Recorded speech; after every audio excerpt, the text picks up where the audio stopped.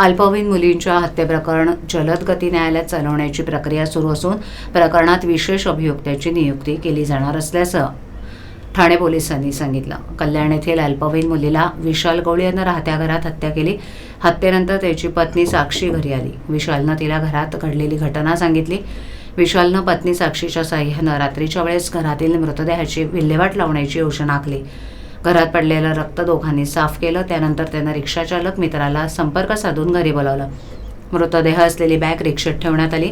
पत्रीपूल मार्गे आधारवाडी गांधारी पुलावरून विशाल, साक्षी आणि रिक्षाचालक मृतदेह असलेली पिशवी घेऊन भिवंडी पडघा दिशेनं निघाले। बाबगाव भागात अंधार, तिथे कोणी आजूबाजूला नाही, वाहनांची वर्दळ नाही हे पाहून विशालनं मृतदेह बाबगाव कब्रस्तान भागातील जंगली झुडपं असलेल्या भागात फेकला। तिथून ते तातडीनं निघाले। विशालनं आधारवाडी चौकातील एका दुकानातून मद्य खरेदी केलं। तिथून तो तात्काळ आपल्या पत्नीचं माहेर असलेल्या बुलढाणा जिल्ह्यातील गावी रेल्वेनं निघून गेला। त्याला पोलिसांनी अटक केली आहे। हे प्रकरण जलद गती न्यायालयात चालवण्याची प्रक्रिया सुरू असून प्रकरणात विशेष अभियोक्त्याची नेमणूक केली जाणार असल्याची माहिती गुन्हे अन्वेषण शाखेचे उपायुक्त अमरसिंग जाधव यांनी दिली। मगाशी सांगितलं की त्याच्या जे पूर्वीचे गुन्हे दाखल आहेत त्याच्यामध्ये त्या बेल ऑर्डर्स असतील किंवा जे काही तपासाचे कागदपत्र असतील त्याची पुन्हा आम्ही तपासणी करू।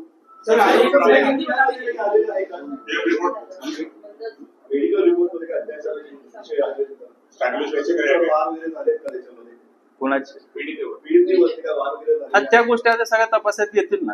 जे काय हा गुन्हा संवेदनशील आहे, एक मिनिट, हा गुन्हा अतिशय संवेदनशील आहे। आम्ही त्याचा एकदम शास्त्रोक्त पद्धतीनं सर्व बारकाईनं फॉरेन्सिकच्या मदतीनं सर्व बारीक असतील, महत्वाचे असतील सर्व पुरावे आम्ही चांगल्या पद्धतीने हस्तगत करणार आहे। सर्व गोष्टी आम्ही रेकॉर्डवर आणणार आहे। त्याच्यामुळे आत्ताच त्याबद्दल माहिती सांगणं उचित होणार नाही।